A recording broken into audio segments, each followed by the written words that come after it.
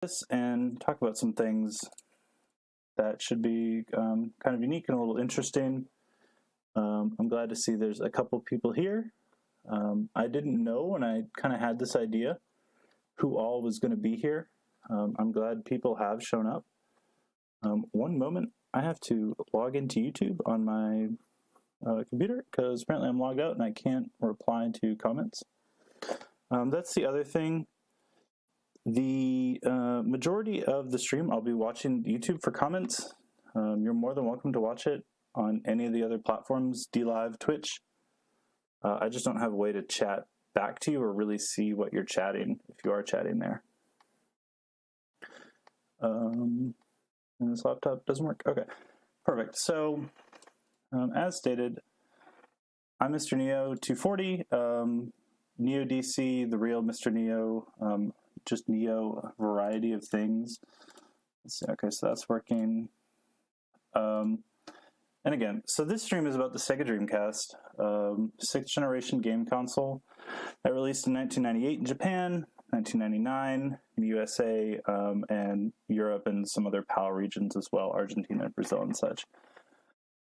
It's a pretty unique console in my opinion. I've always been a fan. I played a lot of games from about 2005 onwards. I had one, played a lot, loved it, thought it was great. And some basic specs, I think I have them pulled up somewhere. Nope. So it has a 200 megahertz CPU, 100 megahertz GPU, 16 megabytes of RAM. It can take 4 controllers. Each one of those has some small memory cards, 128 KB. Does pretty decent audio processing, really great 2D graphics.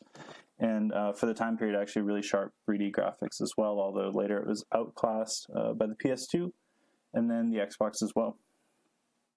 So here's some games if you're less familiar with the Dreamcast. I apologize for this being blurry. I didn't make this image. I just Googled top games, and some ones are missing as well, but it was a good mix, I thought, of Sega and then other third-party games as well. Rez, very popular 3D shooter, very stylized. Egg is probably one of the more beautiful 2D RPGs of the era. Every texture, every piece of the map, it's all hand-drawn. Of course, classics like Sonic Adventure 1 and 2, Shenmue 1 and 2 as well. Hey, puppy dog. Phantasy Star Online 1 and 2 in every region. Probably the largest online game for the Dreamcast then and still now. Has a very dedicated fan base. People play at least weekly and some people even daily. And then some other notable ones, Gauntlet, Unreal, Space Channel 5, Skies of Arcadia, some fishing games. So that's about it for the kind of topical information. And kind of getting more, so this whole idea for this stream basically started, I'm in a Discord with some people, and we all do Dreamcast Dev kind of as a hobby. Some people professionally, and okay, just settle right there. And we all do our own work, and then we come together and we chat and we talk and we share, videos, screenshots, what we've been doing. And I can show that Discord later. It's actually a really great resource for anyone who's interested. But none of us ever really talked about our process, how we do things, how we go from ideas to code, and then to actually running on a Dreamcast. So I thought I'm definitely not necessarily an expert. I don't have the best setup in the world by far. I've seen some Twitter setups that are very great. But this is what I use, and it's been very successful for me. I like it. It works well, and I enjoy it. So again, onto some specs, and then we'll get into some brief examples of my work and then into code. And if we have time, I have a short demonstration we can run through. I found a project online of a short, tiny game, and in about 30 minutes to an hour, ported that and had it running on the Dreamcast fairly well. So we could talk about kind of everything that went into that project and all the groundwork as well. So like I said before, the Dreamcast runs a Hitachi SH4 CPU. It's not x86. It's not, that's what it is. It's kind of a unique chip. It has a lot of vector and matricey operations. It's pretty great at 200 megahertz. It's faster than you would think in some ways, and then at some things it's also very slow. And this is our PowerVR core. It runs at 100 megahertz. It's our basic graphics processing unit. So that would be where all of your transformations go in, things like that. You also have the ICA sound processor, which is a completely separate ARM CPU, which you can actually run ARM code on. You don't have to do sound processing on it as well. You can utilize it for about anything you want, which is kind of neat as well. I've seen some decent little projects on YouTube of people doing processing on that chip and then displaying it on the rest of the Dreamcast. You have a modem or an Ethernet adapter. Of course, the Dreamcast reads the infamous GD-ROMs, which are slightly larger CDs. Not really worth going into. You get 4 controllers, each with a variety of peripherals, rumble pack, memory card. Some of the VMUs, the first-party ones, have screens on them and can display fairly quickly. Some games use that really well. Most games just display a logo and that's it. You can also use it by itself without even being in a controller as a PDA, or just to run small programs as well. Oh, hey, Ian. So I'm glad some people are here. I kind of blasted this everywhere, so I didn't really know who was going to show up. Everyone is welcome. Please give me feedback. This is the first time I've kind of done a stream, and I have some notes and a general overview of what I want to get through, but maybe it's all bad, or it's a bad order, or who knows. We can get better, though, in the end. So like I said, moving into some projects of mine, this is from a great forum, Assembler Games. They handle a lot of older consoles as well, not just Dreamcast. Arcade, N64, Panasonic 3DO, PC Engine, and then newer consoles as well. And generally it's more archival focused or showing off what neat dev hardware you have, but also a lot of great people who do development for these consoles. A great resource to have in your back pocket. So I just searched my threads. I'm really surprised there's only 17. I feel like I've made many more. But basically the first large project I started, I forgot to open it.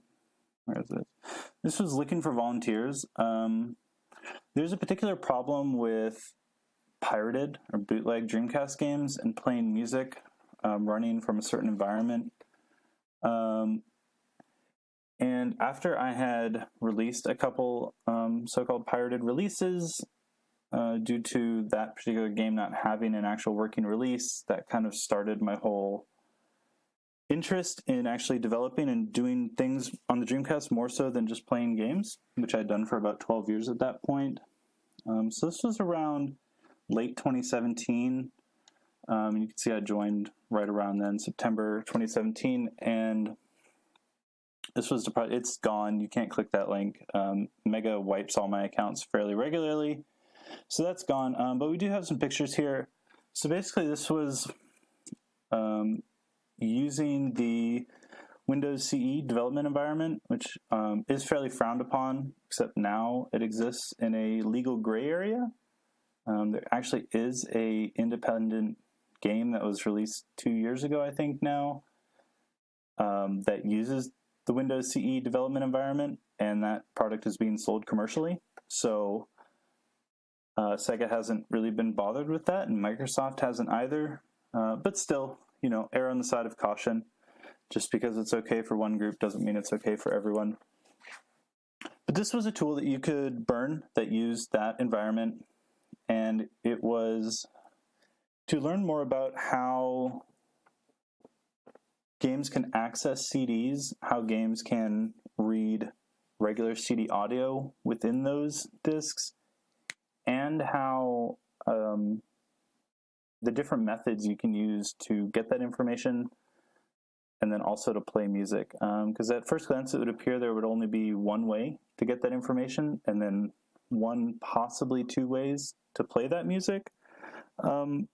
But it turned out there was actually about three ways you could get information on the disk, each less approved by Microsoft, but also giving you more information each time. And same thing with playing. There was some just kind of cookie cutter play things, play track one, and track one would play. You could also say, I want to play from this minute and second from the disk, and it would do that. But then you could also do low-level sector streaming audio. And so this tool, you could put in a disk, and it would read the track information on it, display the length of track, and some other information, and then you could actually play music from that disk. It was kind of a neat project.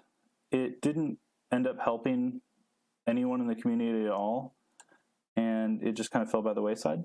But it was a great intro, especially with using Windows CE Development Kit. It's very easy to transition from Windows over to something that could run on the Dreamcast. And I think the next one, yeah, so the next major project was NeoIP, which, as it says, a new way to generate an IP.bin without echelons, tool, or using binhack, which we can get into in a different stream. It's not really worth going into for this. It's fairly low level. Basically, it's a part of the boot up process for the Dreamcast, and there was really only three types of that boot code. There was Sega Official, which you could get off any game. There was a generally considered free one, free as in freedom, that only used Sega code where it explicitly had to due to signature checks, and the rest of the code was open source and free and unlicensed. And then there was also the pirated boot code by Echelon, which they compiled using stolen tools, and it really only directly enables piracy. But the source for that one is gone. It's locked tight in the Echelon archive somewhere, I guess. The Sega ones don't have code available. And the free one does, and it was a great starting point. But here's a short demo. Hopefully we have sound. Actually, I don't think we need sound. So this is loading a modified Crazy Taxi. And now, instead of just booting into a game, you get this plasma effect, which is at the point at which I have taken over the boot process of that disk and then ran my own code, which is just a simple plasma effect. And then it checks the controller. When you hit A, you can skip that and then go actually into your game. And the game binary itself is totally unmodified. The rest of the disk is unmodified as well. So that was kind of a good point to hit as well, because it's definitely not the first intro or cracktro that you could say on the Dreamcast. Echelon and another group did about 15 of them, but they all directly edited the binary.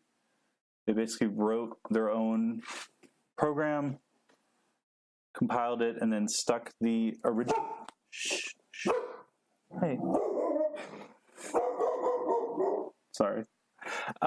They wrote their own, and then they just stuck the game binary on the end and loaded it from there. So they were all custom. Sometimes they had to do some other stuff to the binaries as well. Bandit, hey. But this one's unmodified. And since at one point we have total control of the system, we can write and read to RAM as well. So it kind of enabled this fun demo if it loads.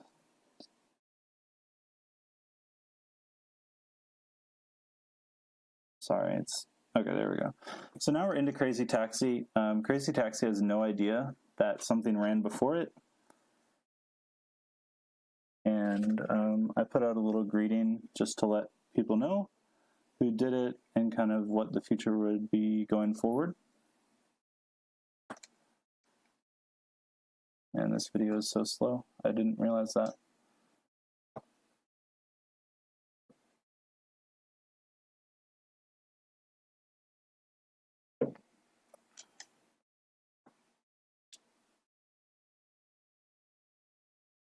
Holy smokes.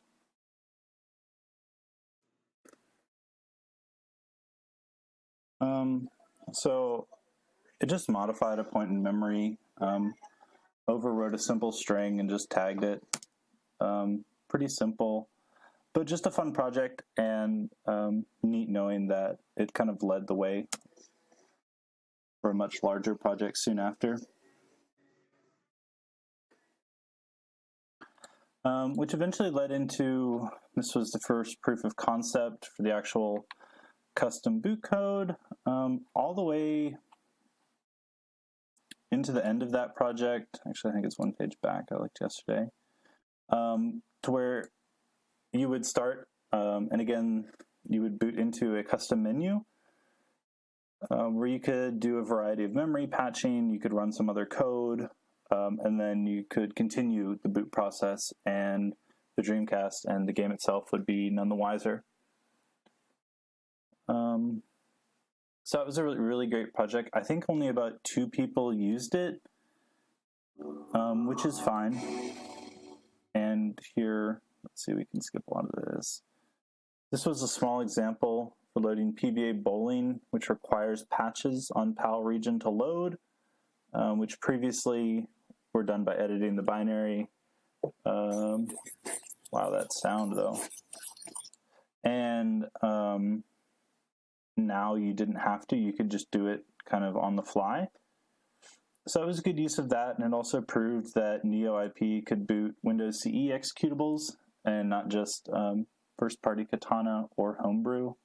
So I think that was important to people as well, to show that it truly is full and functioning, and it does work. And then later, a more recent project, Dreamcast had 7 mil CDs, which, if you know anything about the protection of the Dreamcast, kind of led to the downfall by Echelon stealing an important part of obfuscation about how those worked, and then were able to make pirated game discs fairly easily, which launched a whole wave of just rampant piracy. But from then on until really, what day was this? February 2019. I had actually done one earlier in 2018, but it was not from scratch. It was just modified. But this is a from scratch mil CD using the official Sega player, and you can make it from scratch. And basically how that project worked, don't get copyright striked. So it would load up, and mil CDs are very simple by design. They contain videos, CD audio, and then a web browser. And so now I really think this would be cool for the indie community to include as bonus, you know, for their game or their Kickstarter, however they do it. They could add things like, it doesn't have to be a music video. You know, you could have developer commentary, you could do trailers, interviews, gameplay, cut features. You could show a lot of stuff. You get 99 different videos you can play, or 99 audio tracks. And basically your only limit is the amount of space on a CD. So that was a really fun project to figure that out. And now that really anyone can make those fairly simply. And then a recent project as well, a new loader for the GDEMU, which again we can talk about at a later date. There were just some issues with it, mainly no source, no updates. And I thought we could make a new one for the community. So here's an example of a really basic loader. I think this one took 2 or 3 days, and that's on an emulator, so it doesn't actually work. But then with a really minor modification, this is actually on my Dreamcast with my GDEMU, and it was called Open Menu. Again, that code, all of this code is open source, it's free, it's really liberally licensed, BSD 2 clause, so you're welcome to use any part of it in any fashion. But basically you could select a disk. I didn't get to the point where I could launch disks directly, but you're able to change it, and then you could go to the menu and hit play from there, and that would work for you just fine. And then into the Quake project, which we're going to talk about not today, but this has hit really great performance kind of strides lately. And now it's at the point where it is mostly fully playable on Dreamcast. It's been very exciting the last couple of days. So again, resources for new developers. Definitely Assembler Games is good once you start getting into harder things. This Sega Development and Research Forum, tons of good information. It stretches way back. The Dreamcast Talk forums, not so much for development, but definitely connecting with players and the community in general. Very vibrant community. They're basically the hub for everything online. As far as playing Dreamcast games online with other people, doing weekly game nights, really solid bunch of people. And then occasionally you can find some developers as well. But the gold standard, and pretty much has been since about 2000, 2001, would be the DC emulation forums. Really just the best kind of information gathering that I've seen for anything homebrew-wise. Program discussion, homebrew software discussion. Some of the really great people who have written a ton of code for the console, maybe your favorite emulator, maybe your favorite indie game. They've probably have some posts here, or they've read some information. It again is just a wealth of knowledge, and I would really highly encourage you to check it out. There's also text tutorials, which would be much better if you're kind of unsure on development in general and you wanted to start with the Dreamcast. 2D graphics cost tutorials. This is actually really not that helpful, but there are tutorials here, and I can try and gather some of those. And those are hugely helpful as well. And then, of course, just the main KallistiOS docs. And this leads into the other point. So KallistiOS is basically what 95% of people use who write Dreamcast code nowadays, as far as indie developers. And, oh, I can get to your question, Andy. I'm sorry. So indie developers, and really commercial indie developers too, and then just homebrew tinkerers. It's a whole set of libraries, way beyond just a tool chain, way beyond just a compiler. Everything from input-output, from opening files on a disk, or reading a memory card, or displaying an image, displaying really anything you could need. KallistiOS is going to be there and help you out. It has a breadth of, any common port, zlib for compression, libping for portable network graphics, a host of OpenGL abstraction layers. It's really solid, and I highly encourage anyone who is going to be interested in doing any Dreamcast dev to stay in KallistiOS land, basically. You can use the Sega official SDKs. You can find them out there. They're not terribly difficult to find. They're from 1999, and they're not friendly to work with. The compilers are from 1999. The formats, the libraries, everything is from the time period. And it's more geared toward people who would literally be getting, there was a thread on Assembler Games where someone posted it. They received, when they signed on as a second-party developer, 82 binders worth of manuals from Sega that detailed every part of how to use the system basically in every way. So we don't have that documentation. You likely don't. And the APIs, kind of how it works, how you use that, the libraries, they're not friendly.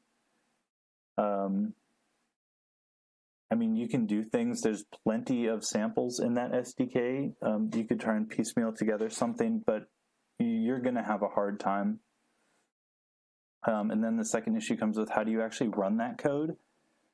because most of that code is expecting to be ran from a GD-ROM in an official manner or on a official dev kit, not your retail Dreamcast, and not necessarily an emulator.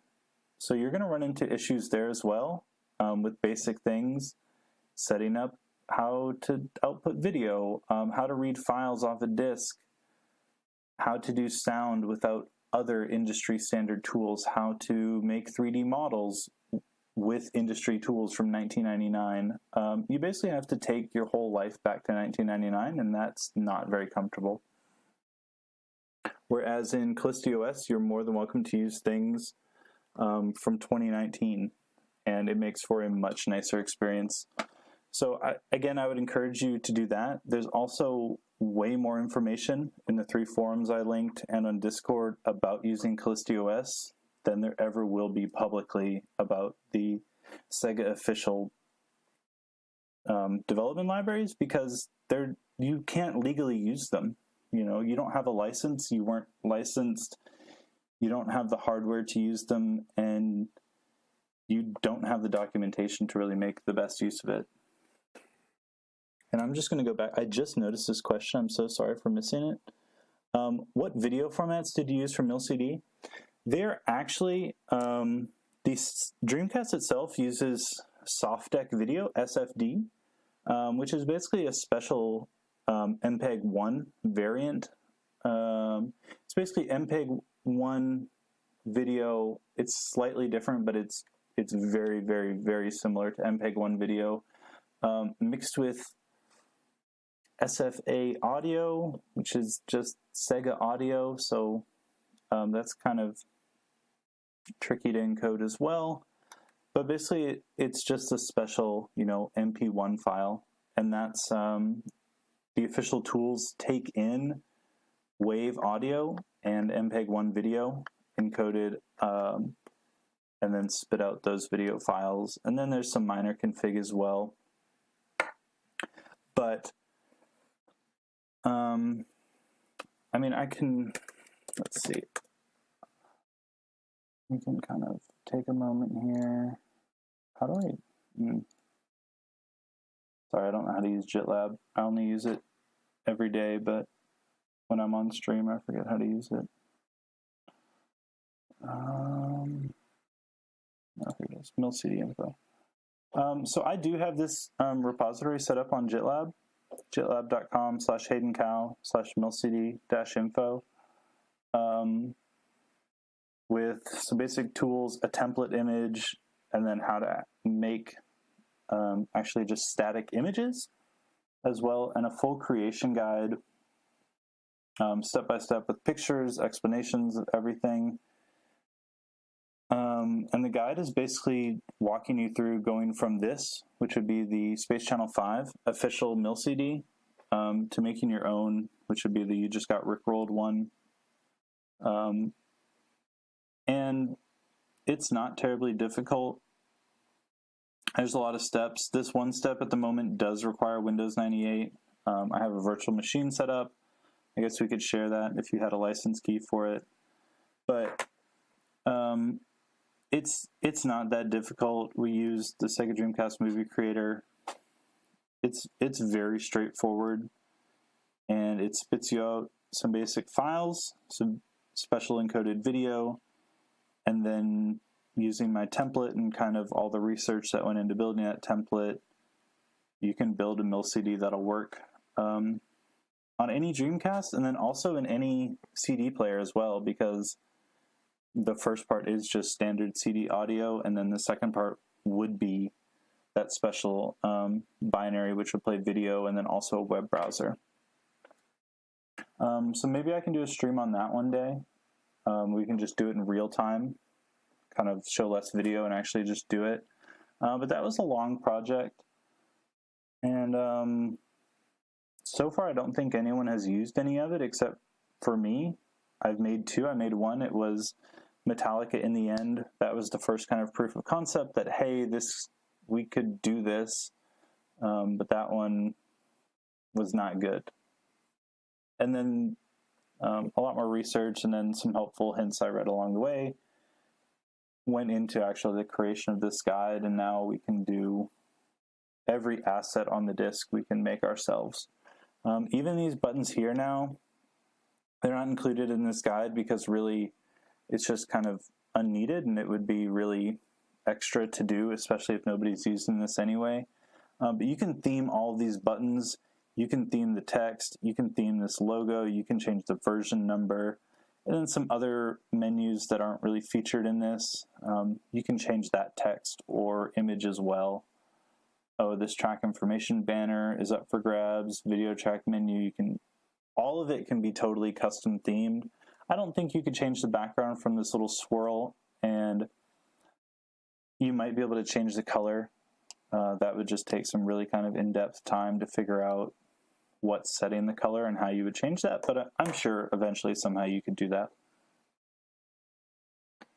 I don't think there's any really interesting other videos. So my environment itself, it started out how most people would, and I believe how the KallistiOS toolchain setup guide would basically walk you through. You start with a very simple Debian or Arch Linux distribution, either installed directly or on a virtual machine. I went virtual machine because I still have to use Windows for one of my jobs, and then also some of my classes we're doing Xamarin Dev, and it's just easier to use Windows. But this guide, Game Dev, IllusionNet, Soft Proj, KallistiOS setup, it's very easy to follow step by step. You don't even really need to do a lot of it yourself. There's an easy installer which would do all this pre-setup, and it would pull the latest version, it would set everything up, and then just run through and do it.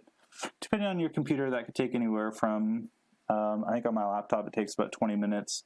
On my old laptop it took about an hour and a half. Sadly, abusing GitLab takes about 3 hours. So it just kind of depends what environment you're doing that in. It's a one-time setup, and then you have it installed locally, which is very handy. And basically looks like this. Let me close that, that's for later. This is just a really, I don't know how to use this VM. Just a really basic Debian VM. There's almost nothing installed. There's barely a window manager. But what it does have, it has the full KallistiOS toolchain installed locally. That's there, and you could just run, actually we could just do, I don't know how to make this bigger, I'm so sorry. You know, but you could run GCC, which would, the new C compiler, very simple, and you just have that. You could use a makefile and compile your projects. Like this project here, which I can, I can show in a second from the Windows side and how I do that. It's as simple as just typing make, and it'll compile it and spit me out a binary ready to run on a Dreamcast.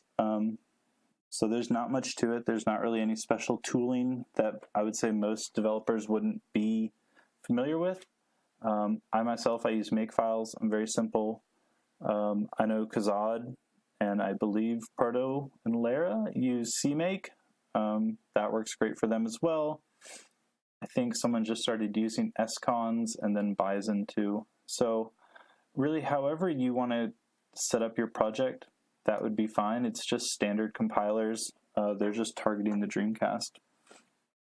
So how I do pretty much most of how I run everything is in this VM, I have a mounted share folder, which is a mess.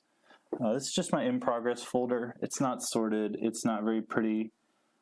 Projects live here until they reach a state where I think they could be released.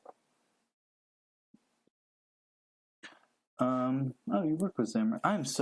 I have so many screens right now on my desk. I have 2 laptops. I have my phone. I have a bunch of beer. I have a Dreamcast. I have my microphone. It's like, I'm so sorry. My desk is a mess, and I can't really see all of this all the time. Are you going to show us step-by-step how to install COS and use it on YouTube? Work, I definitely can, but I'm going to offer you a better way.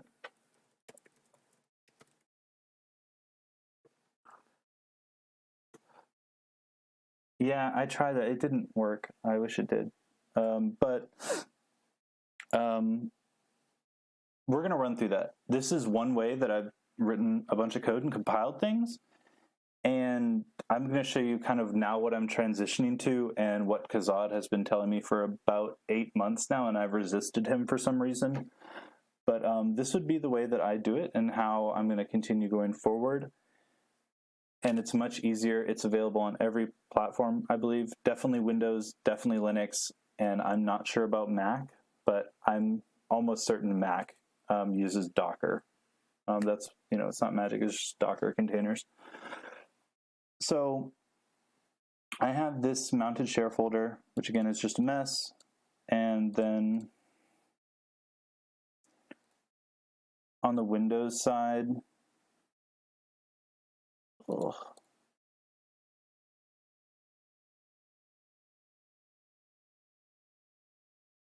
I have the same folder. Can we get that?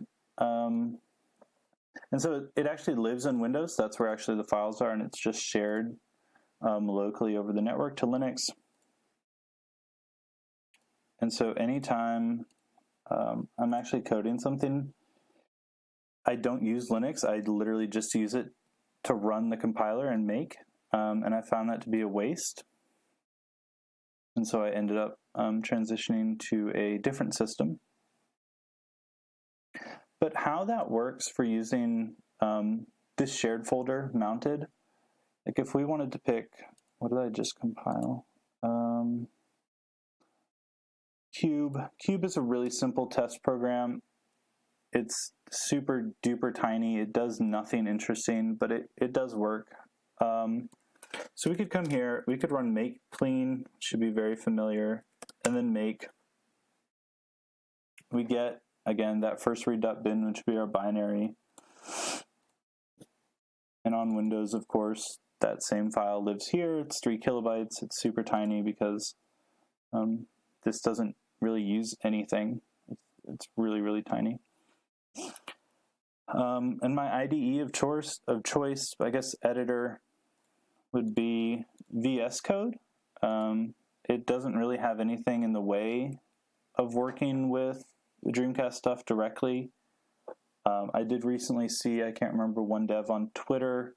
He has VS Code set up with proper IntelliSense for all the KallistiOS stuff, and also has some commands written in and integration with a Dreamcast emulator, so he can get debug output in VS Code.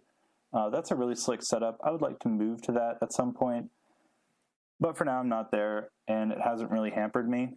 For a long time, I used Notepad++, and that was fine as well. Really, any way you can write code will work, whatever you're comfortable with. If you want to use, I think, code blocks, I don't know what other editors there are, but really, you're more than welcome to. That's not going to constrain you, and the configuration of how to compile that code you've written is not going to be foreign either. So this is a really old, actually Dan Potter sample, which doesn't compile lately on things just due to its age and kind of code rot and everything. But all it does is it just displays some 3D cubes. It's not very fascinating. There's not much code. And it's very simple to make. But so we can see that whole project here. We have our make file. It's pretty standard. And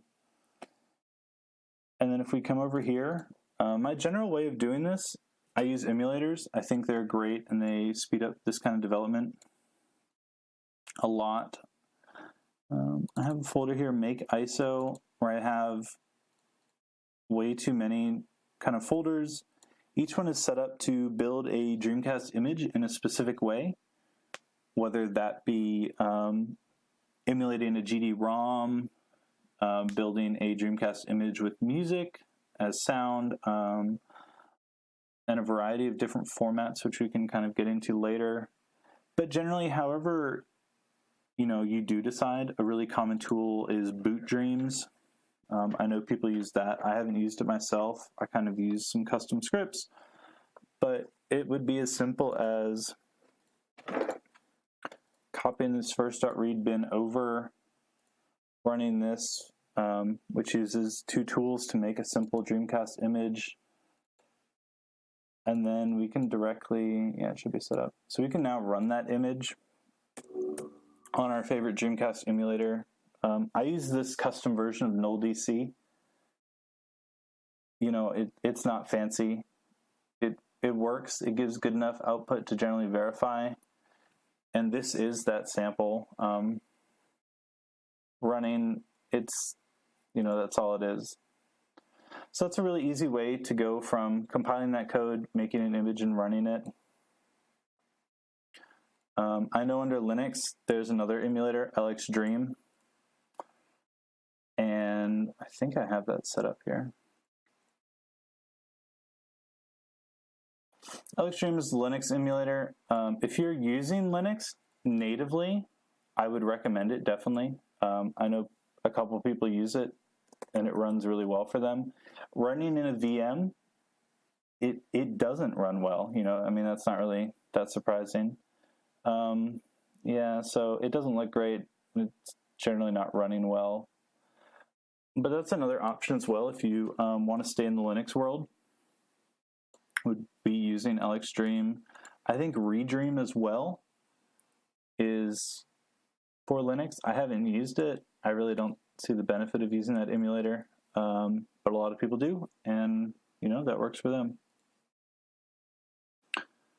So now on to, that was the old way I did things, which anyone could kind of realize that that's not the best way. Running an entire VM just to run a compiler. That's very heavy. It's slow. It's a roundabout process. So then I transitioned into a newer way, which this is still Linux in a VM, so it's kind of counterintuitive, but it'll all come together in just a moment.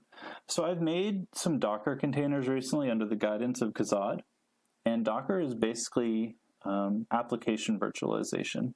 So instead of running an entire VM and booting that and using all those resources, you would just boot up a very tiny VM, run your command, and then that would be it. They're much smaller, they're faster. There's a lot of really good reasons to use Docker. I kind of implore you to look into that yourself.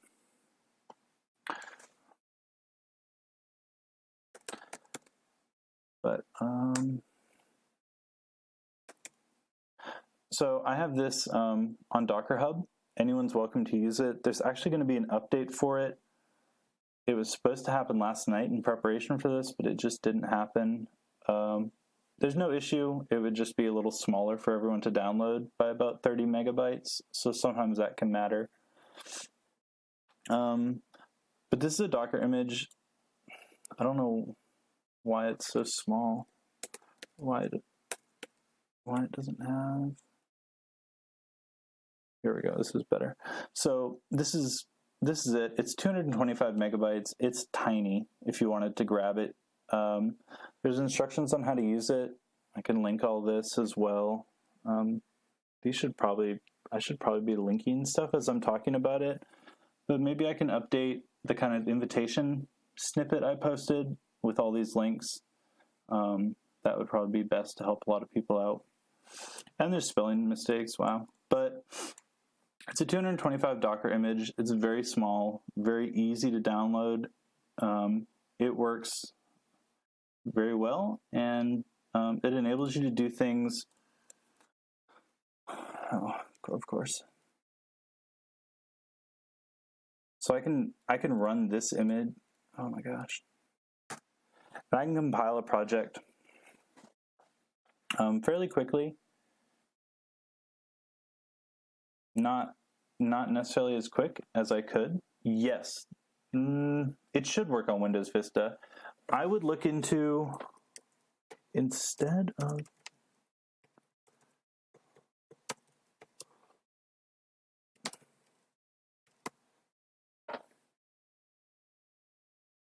there's an older version of Docker. I can't remember what it's called, but look into that. Maybe it's Docker Toolbox, I think. Yeah, I believe it's Docker Toolbox. Yeah, legacy desktop solution. So look into that. This one I can actually link because I'm actually paying attention. So that's actually what I use on this computer for other reasons, but it should work, I guess. So all this Docker container does is it has that entire Dreamcast toolchain compiler. All of those libraries are all pre-set up. So all you need to do is use the image and run whatever command you wanted to make, whether it be cmake or make, or you just wanted to compile something very simply. You would be more than welcome to do that, and it would be very easy. There would be no setup on your end at all. And so that's still in Linux, so that's interesting but less interesting. Let's see. I can actually come here. Why is that black? It's weird.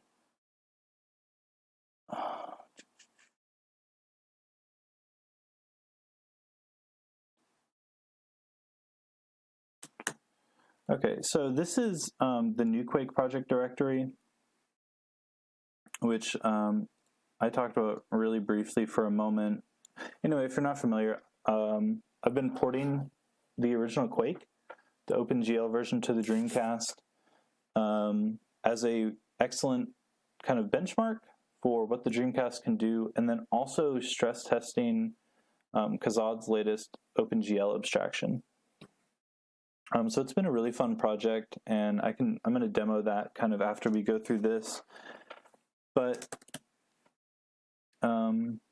this is that project. So I can show this project. It's just going to look like Quake in a Dreamcast emulator. So maybe that's exciting, maybe it isn't. But for kind of the people who've been following, it's been really exciting for me.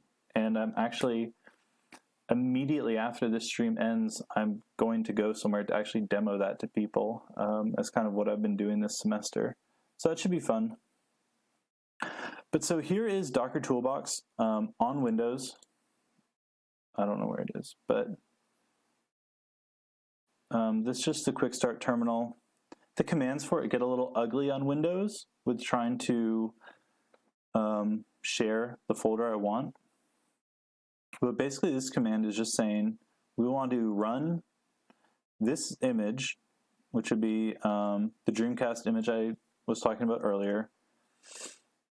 And then we want to mount the new Quake folder, which would be this one right here, and compile that. So then what it'll do is it'll mount this image, make it available to that Docker container, and then compile your project, but then keep all the files still on the Windows side, which is really powerful. And so we can kind of show, so I'm just going to run one command to make clean. So now we have, the project's not compiled at all. And we can type make, and this will start compiling it.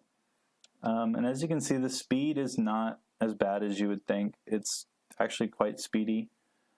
So it's going to compile this whole project since we just cleaned it. And it's going to take a second, obviously. But yeah, I think Docker is really great. And I think it lowers the barrier to doing anything Dreamcast related to almost nothing. So you can see just over here, we got our 3 files and we got our binary that it finally sped out for us. and then the Docker container is done. It's not running. It's done.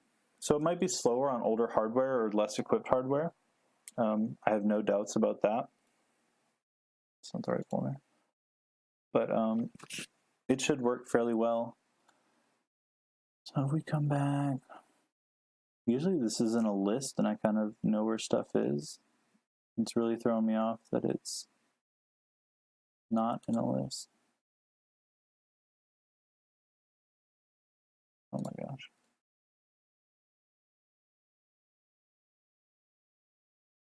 Was that folder even there when it was in icons? So if we throw this binary in here, again, this is another script. I can share these and we can talk about them. I plan to do another stream where we actually get in depth of what these scripts are, how they work, what they're creating, and give a more in-depth overview. I just didn't have time today, and I think it would be a good topic to get into next time. So we're back in our emulator. And, oh, did my laptop just go to sleep? Wow. Okay. That's real loud. So that's too loud. But, so here's Quake. And again, this is running on a Dreamcast. We get all of our debug output, which is very nice.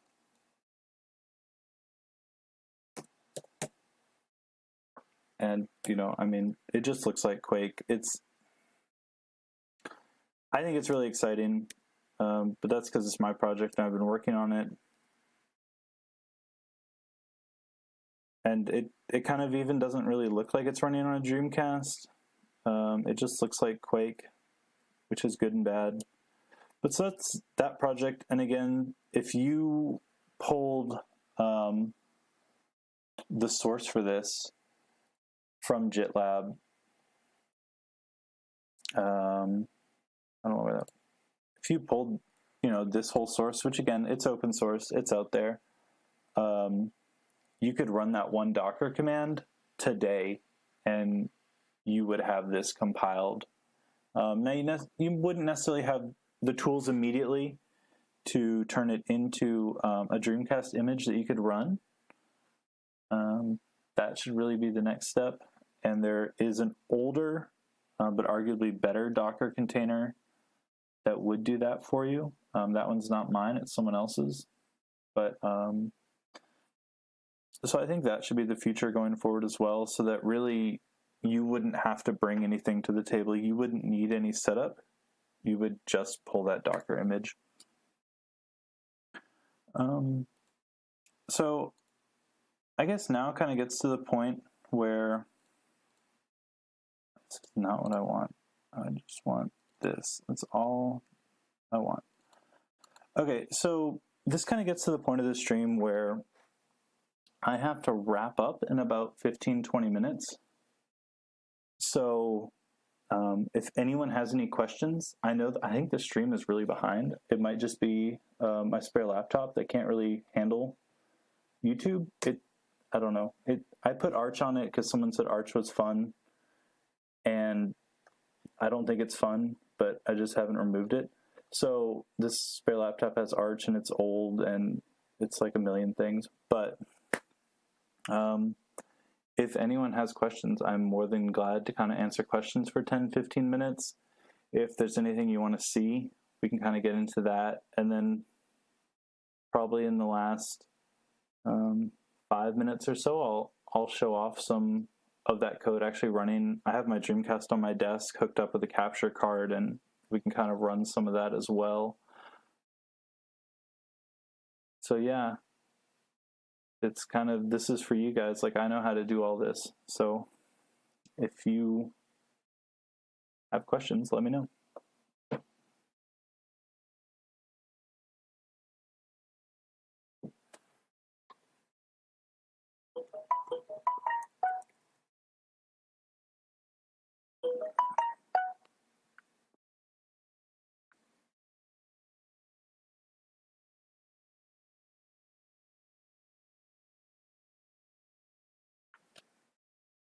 You said you had a custom null DC. Okay, so that, yeah, That is true. I did.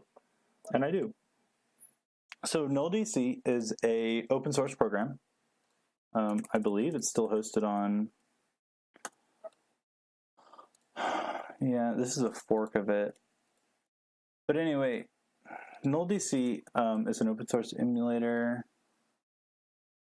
that exists somewhere. None of these look like the original one. Here's the original one. This is the original dev. Skimp. Why did that not? I guess they renamed it to emudev.org. But so this is that. And basically it just has a couple small changes. Nothing major and nothing anyone would really miss. That's embarrassing. I crash NullDC all the time. But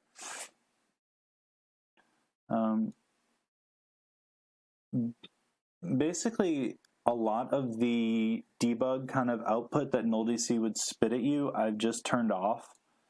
And then there's one custom feature which would benefit no one, but it can tell you what files are being accessed on a disk image by the sector that the Dreamcast is asking for, which again, for 99% of people wouldn't be helpful. But in one of my kind of low-level projects, that was really helpful to know. And let's see. Okay, so we can just do a quick comparison. Less so of the visual, that's not really that interesting, but of kind of the output. So already, the standard NullDC is spitting out just a lot more things. A lot more information that we don't really care about, and just harder to find what we need. This one in particular is just... This one is just spitting out tons of debug information, which basically just clutters up everything. And it makes it kind of hard to actually see what you might want to be able to see. It's just unusable, really. So that's kind of how that output looks all the time, which I think is just really messy. Visually, obviously, it looks much the same, if not maybe a little better. I don't know. Much the same, though, in my opinion. Versus this one, which I can upload. It's not that special, but if anyone wants it, I can throw it up there. Also, some people bring up the chat on their phone. This would be this one. There's no junk, there's just exactly what the program is debugging.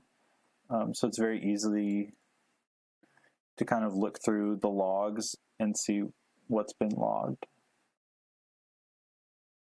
Will this course be for people who don't have any C or programming at all? Probably not, honestly, work. I don't want to get your hopes up. It probably isn't. I don't feel qualified to teach you C or programming in general. I think you could probably get much better instruction on that somewhere else. Now, that's not to say, depending on kind of your skill and how you take to it, you couldn't start those and then see how you could use that in Dreamcast development, or instead of writing code, that would output something on a Windows computer, you could instead kind of look and find what you could use to output things on a Dreamcast. That I could probably help you with, but as far as teaching you C or programming in general, that's just, I wouldn't be a good resource for that. Oh, hey, rough night. Yeah, it is a different stream, you're right. So, I don't think you realize, can I show the picture? Let's see. So, does anyone else have any other questions or anything? More than glad to answer. And again, I think there's going to be another stream on the weekend, which will cover a lot of the same things, but I'll actually have a script. And hopefully it can flow a little better, and we'll have more time to kind of talk about things.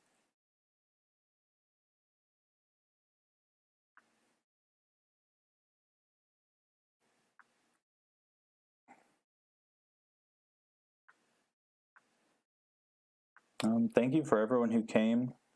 I was hoping to, I guess I can spoil the secret. So I had planned this whole thing, and I had mentioned it earlier, if you've been watching since the beginning, that, gosh, how am I going to do this? Okay. So I'm still here. Don't worry. I'm just trying to find something real quick.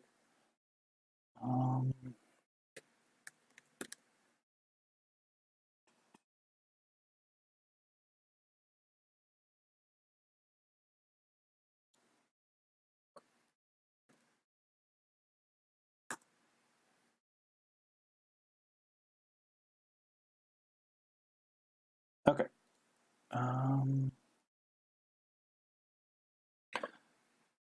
So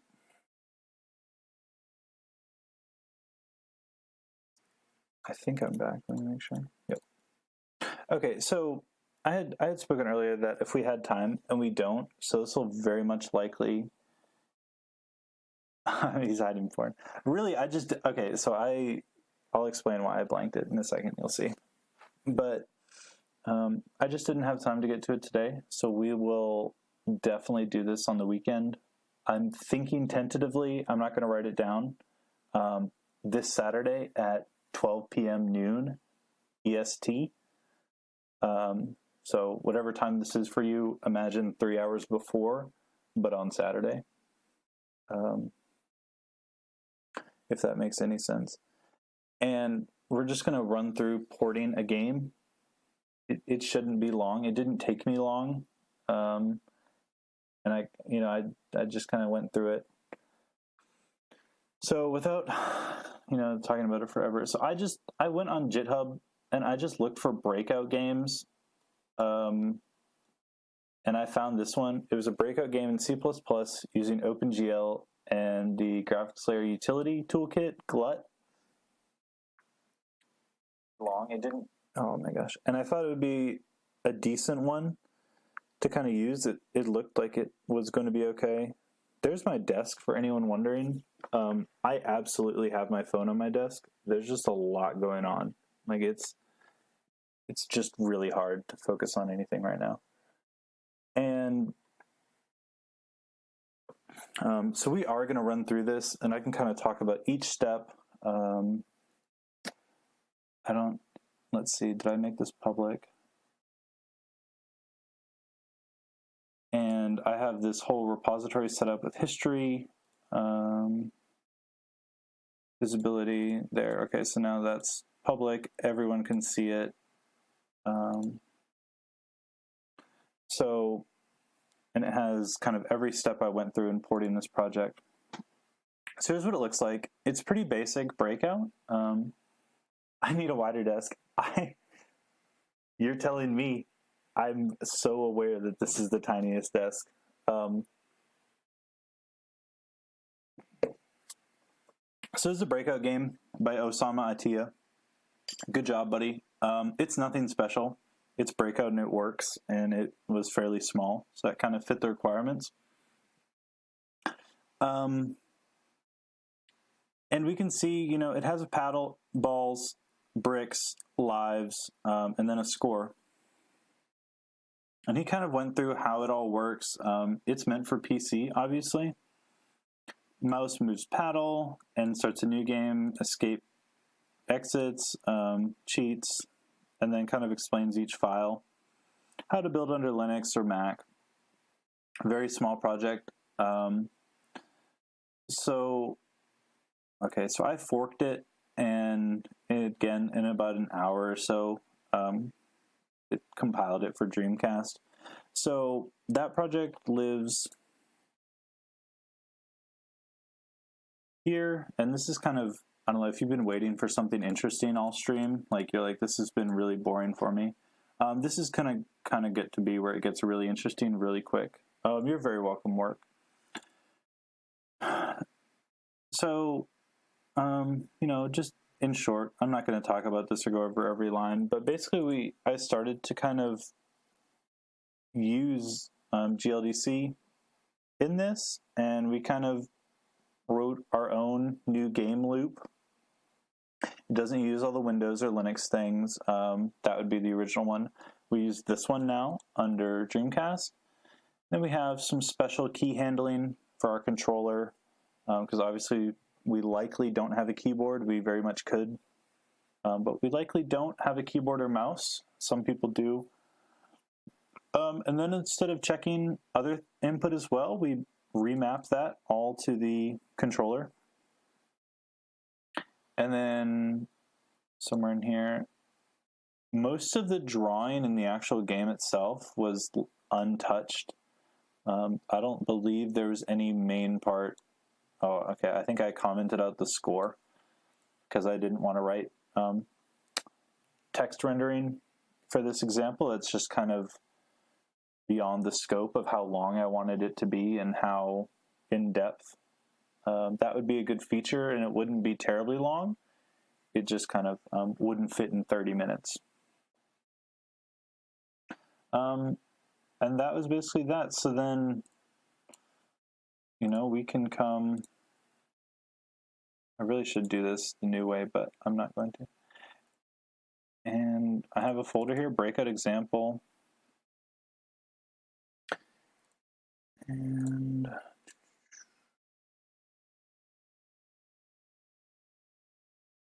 if we make a Dreamcast image with this, I guess we could pull up. So this is the original, obviously. And here's our Dreamcast emulator. And this is what I came up with in the end. So it's pretty much functionally identical. We're missing the red line at the top, and the score would be really the only differences. You can still control everything. Cheats still work. You can spawn a ton of balls. You can give yourself infinite lives. So that was a really quick port, and that goes to show, depending on what you're doing, there would not be a lot to do to bring something traditionally from a desktop or something else to Windows. And let's get really fun here. Okay, so this is my Dreamcast, which hopefully it was working earlier when I tested it all. Yep. If anyone has a Dreamcast, I know that sound.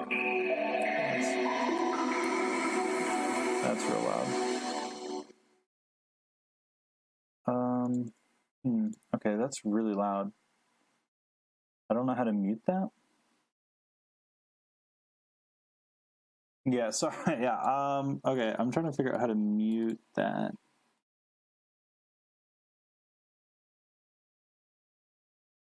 Okay, I think that should be okay. So this is GD menu on the Dreamcast. It's not really that interesting itself. I can't remember what folder I threw this in. I don't think it's that one. Maybe it's this folder. If not, you know, I can talk about whatever thing I threw in this folder. Yes, the Dreamcast was ahead of its time. So again, this is on my actual Dreamcast with my capture card. And hopefully this is Breakout.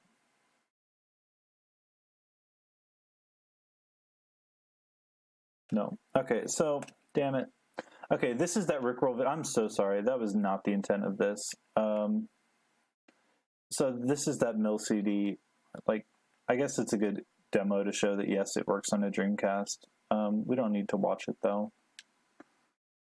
Okay. I'm sorry.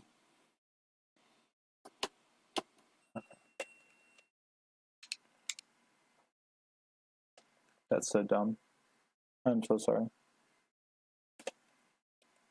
At least there's no sound, so you were spared that much.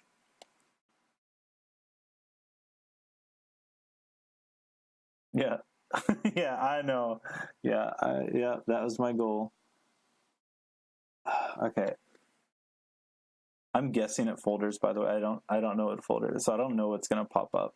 I should have written it down. Oh, okay, so here's Breakout. This is Breakout on the actual Dreamcast, not an emulator that I was just talking about. So and we can give ourselves ball. It slows down, you know, I'm not going to lie. I didn't optimize, I didn't do anything.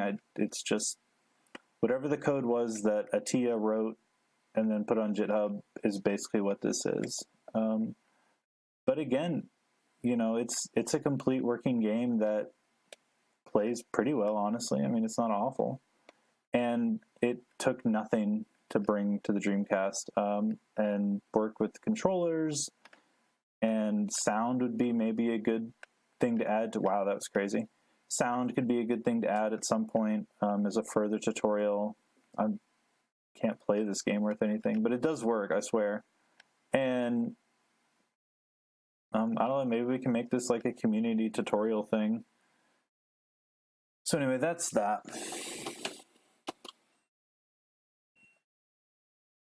And again, next stream we'll go over, yeah, it happens in the original too, you know, so it's not really my fault.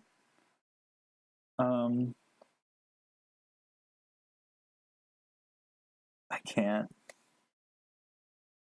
So,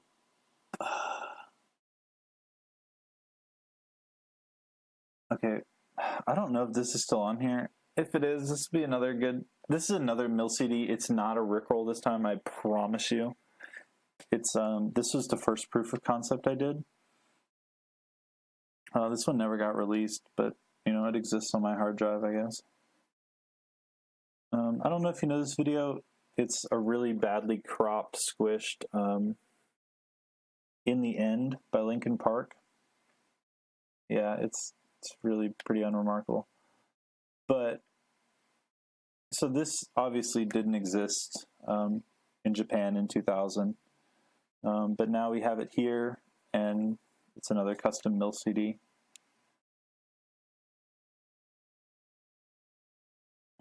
Actually, I think I need to reboot every time. And then I'll show Quake, and then that's probably it. Maybe we can show some GIFs of Quake, just for Rough Night. And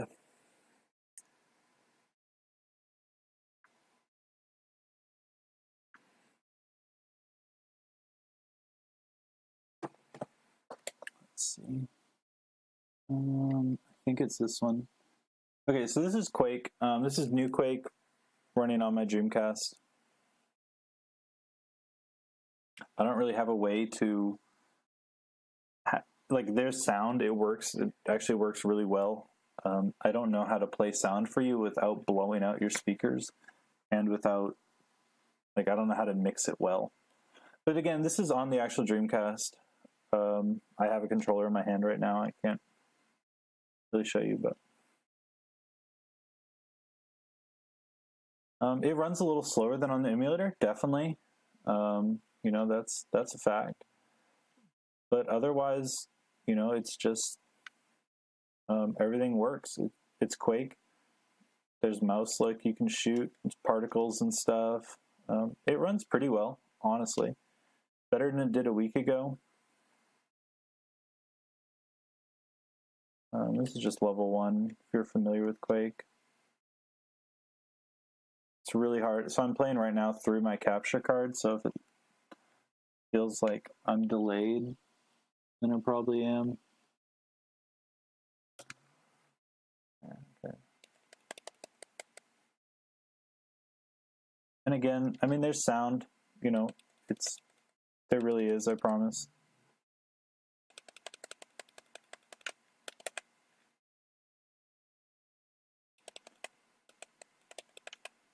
And it loads mods, you know, your favorite Quake mod probably will work, maybe. Everyone I've tried so far has, even the commercial things like Malice, the X-Men Abomination, you know, that works. Here's where I die, though, yep. That's real good. That's real good.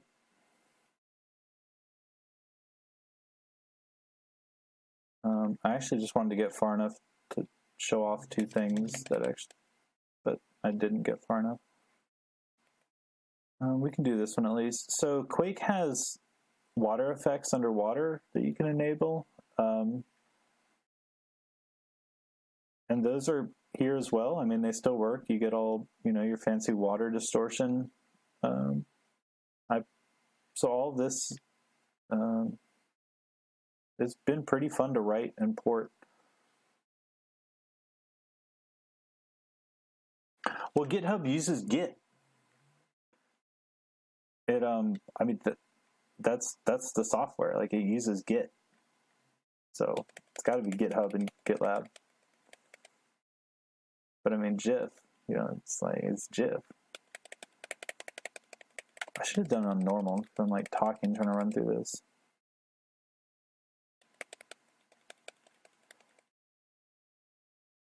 Okay, I just want to get across this bridge because there's another good demo part.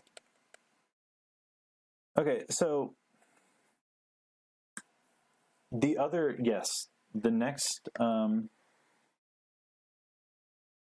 next stream will be porting that breakout and kind of my thoughts on how I did it, how I approached it, and yeah.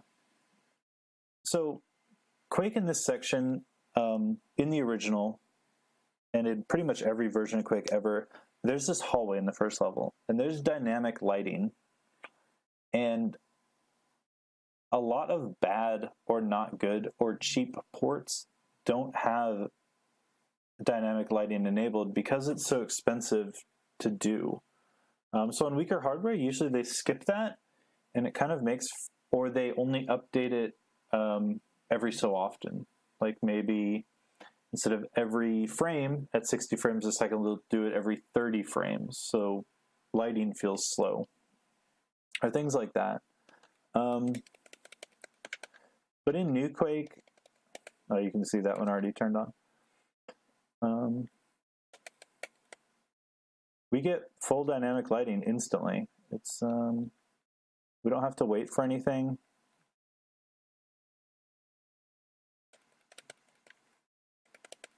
We don't have to, we can just have our lighting and it works every time. We have other effects like this blue filter effect, the water effects. So now we have this green filter effect from being in the water. Particles work, sound works, it's, who is hitting me? Okay, sorry, pup. And just generally the game works fairly well. I mean, except for this. I don't know what's going on there. I got some definite jank. A little jank is good though. Level 2, for the people who used to see this level was abysmally slow. And now it's fairly playable. With proper lighting, full updating, everything you would hope. Nice. Feeling it. So that's Quake.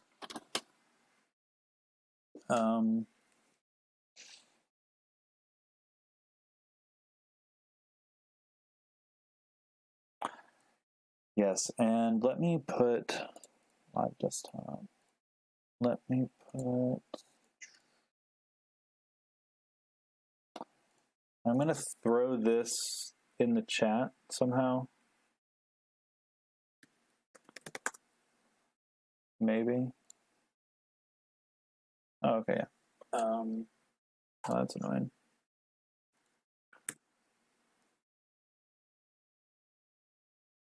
Does that work? Do you guys get that if I type it there? Nope. Nope. Why is there two text boxes? Why is there two chat boxes?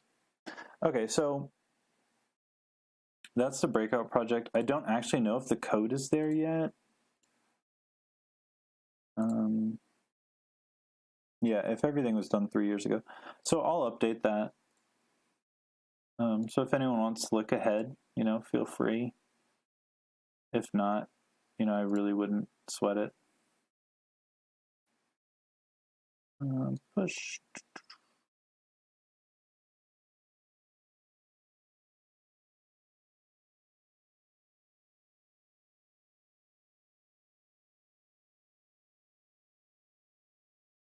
I didn't do it.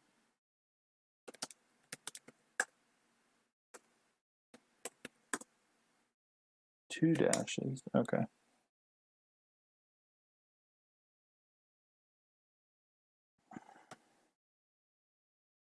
Okay, now the code is really there if you want to look ahead. And you can kind of see what changed commit by commit. It's really not much. I mean, you can tell like I did only these 5 on my lunch break. So there wasn't a lot that had to change at all. Anyway, thank you everyone for coming.